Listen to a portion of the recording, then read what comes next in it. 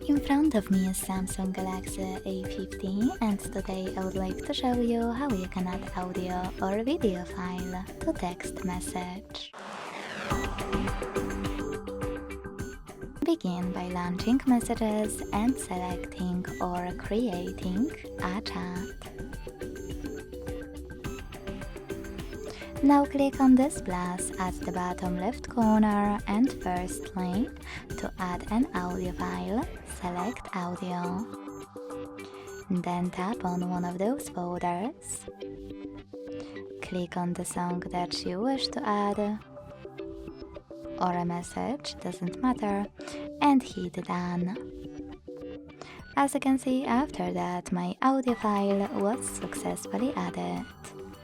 To add a video one, use the same plus.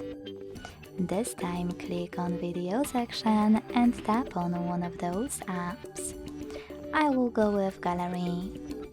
Then select just once or always. Tap on the chosen video and wait.